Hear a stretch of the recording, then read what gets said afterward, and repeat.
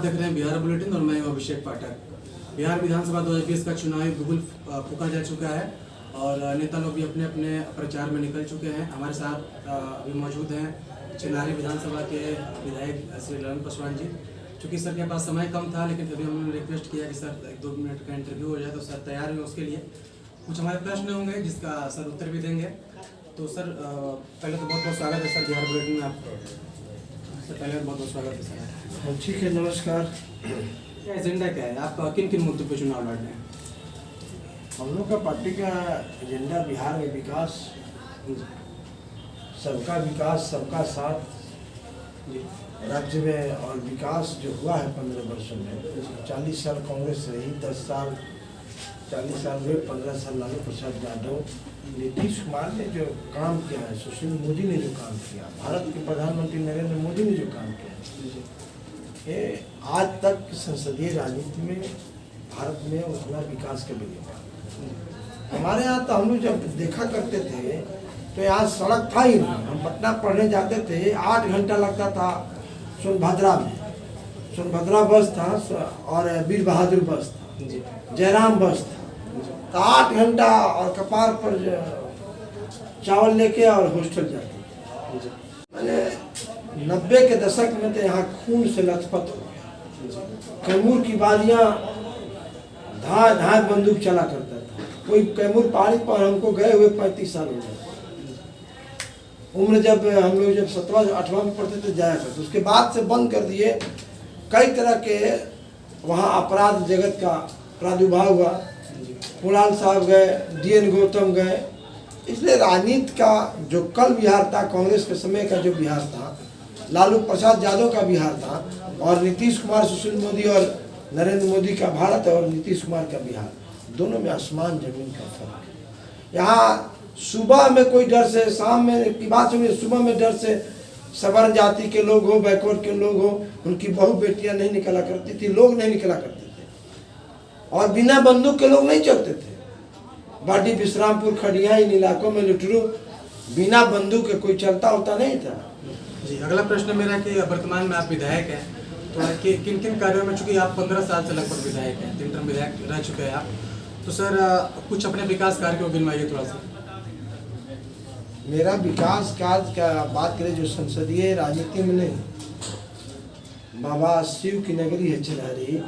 भगवान शिव अब भस्मासुर का प्रादुर्भाव कब हुआ मैं नहीं जानता, मैं पढ़ता हूँ, देखा नहीं, लेकिन गुप्त धाम है, गुप्ता धाम जिसको कहते हैं, जहाँ भस्मासुर को अमर तत्व का वरदान मिला। भस्मासुर शंकर जी को चहेट के ले गया और वहीं मरा भी, कपार पर हाथ रखा, थर थैया का नाच किया, भगवान विष्णु स्वयं आके बचाए।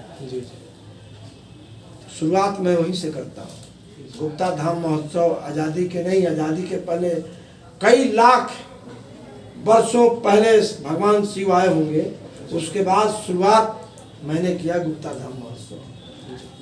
रोहितास महोत्सव, राजा हरिश्चंद्र के पुत्र रोहित, आदिवासियों का कुल गुरु, जहाँ देश भर के आदिवासी आके वहाँ पूजा करते हैं। क्या नेता हो, क्या रानी हो, क्या पटरानी हो, सब आते हैं।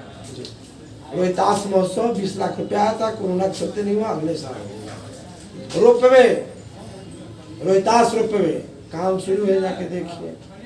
और चिनारी का पहली बार जीता था, 1000 करोड़ रुपए का 110-109 सड़क बनाया। 40 साल तक बाबा लोग कांग्रेस को वोट किए, बाबा और बाबू दोनों, और दलित से लेकर अकलियत तक, जगजीवन बाबू। यहाँ सड़क नहीं था, यहाँ सड़क नहीं था, यहाँ बिजली नहीं थी। सड़क और बिजली नीतीश कुमार के समय मैं तो स्वयं बनाया हूँ, और इस बार 2.25 करोड़ का सड़क बनाया। और सिंगल गांव में जादव का हिरौली बचा था, वो भी खत्म कर दिए मैंने, वो भी पूरा मैंने काम लगेगा, शिलान्यास कर दिया। चिनारी में 570-80 गांव हैं, और आज कोई गांव सिंगल नहीं बचा जहाँ सड़क से मैंने नहीं जोड़ा।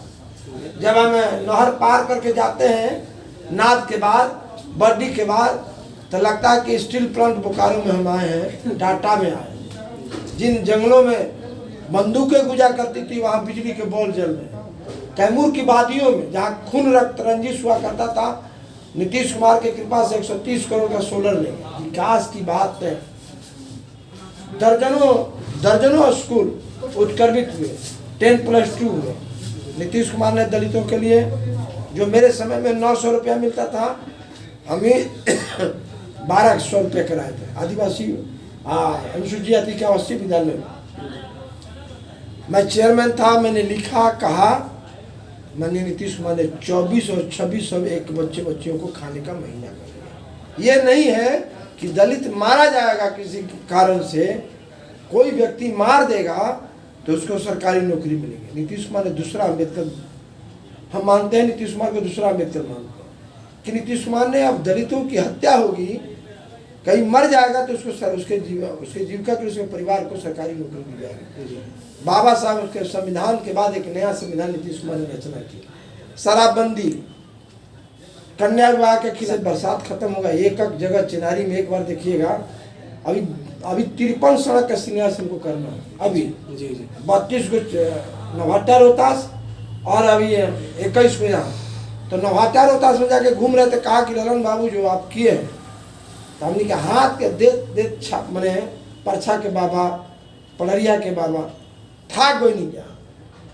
आखिरी बार आपने जो इतिहास रचा है, पंडुका पुल आपने करा दिया, आपने जो काम किया, हम लोग जीवन भर इसके लिए शुक्रगुजार हैं।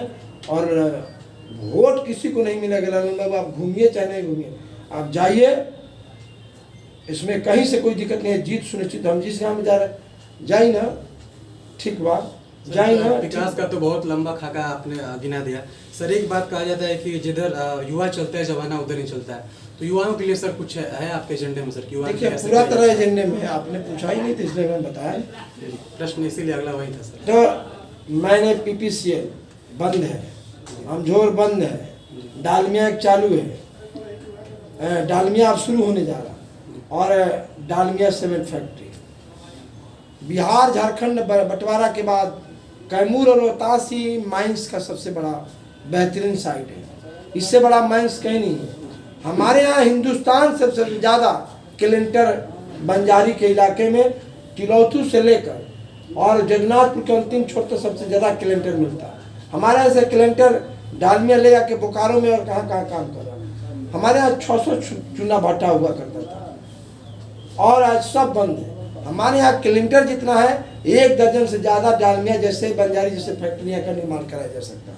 हमारे यहाँ गंडक भारत के सबसे बेहतरीन गंडक था जो सर। तो लगभग 15 साल से है सर। अब तो आज ही क्यों कोशिश हो रही है? पहले भी तो होनी चाहिए थी सर। कोशिश मेरा काम है, उसके लिए एक सवाल खड़ा करना। गंडक और डालमिया पर मेरा विधानसभा में क्वेश्चन देख लीजिए। पंडुका पुल पर मैं लगातार बोलते रहा, नितिन गडकरी से मिला। मैं जो करता हूँ, ललन पासवान, सूरज उगता है पूरब से पश्चिम की तरफ जाता है। मैं जो बोलता हूँ उसमें असत्य नहीं बोलता हूँ, न सदन में असत्य बोलता हूँ, न सड़क पर सत्य बोलता हूँ। इसलिए मैं जो बोलता हूँ उसको मैं उठाया हूँ तब बोलता हूँ, नहीं तो ये मैं झूठी वोट लेने के लिए मैं काम नहीं करता हूँ। मैं कैमूर और रोहतास का बेटा हूँ। यहाँ के लोगों का किस्मत लिखने के लिए, जो सत्ता से किस्मत लिखी जा सकती है, निर्माण करने के लिए मैं काम करता हूँ कि एक एक मिनट, जीवन का एक एक पल चिनारी के साथ कैमूर और रोहतास के लिए, उसके बाद बिहार के लिए, देश के लिए मैं जीता। सर एक और प्रश्न है जो विपक्ष द्वारा आप पे आरोप लगाया जा रहा है सर कि एक जाति विशेष के लिए कोई जो फॉरवर्ड जाति है उसके खिलाफ सर आपने कभी बोला है, कभी कुछ कहा है सर? तो उसके बारे में क्या है, क्योंकि विपक्ष लगातार आरोप लगा रहा है। देखिए, ये मैं भीम आर्मी चलाता है। मैं एक कार्यक्रम में गया था भीम आर्मी, तो मैंने कहा कि what is a Bhim army? Bhim army क्या है? तुम ब्राह्मणों को गाली देते हो और ब्राह्मण जो है, ब्राह्मण अपनी व्यवस्था को तोड़ दिया। चौबे जी दुबे जी में बिया करते हैं, दुबे जी पाणे जी में बिया करते हैं, पाणे जी त्रिपाठी जी में बिया कर लेते हैं। और तुम चमार दुसाद हो, एक दूसरे को देख के लाल कपड़ा होता है जिससे सांड भड़कता है उससे भड़कते हो। तुम्हारा ब्राह्मणवाद खत्म नहीं हुआ, दूसरे ब्राह्मणवाद तो क्या लड़ोगे? तुम अपनी व्यवस्था को पहले खत्म कर लो।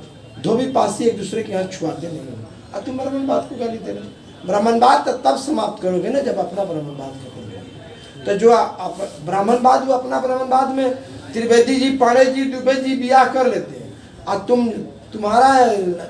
तुम्हारा गोत्र और पूरी चलता है। तो भीम आर्मी क्या बनाने होना के लिए?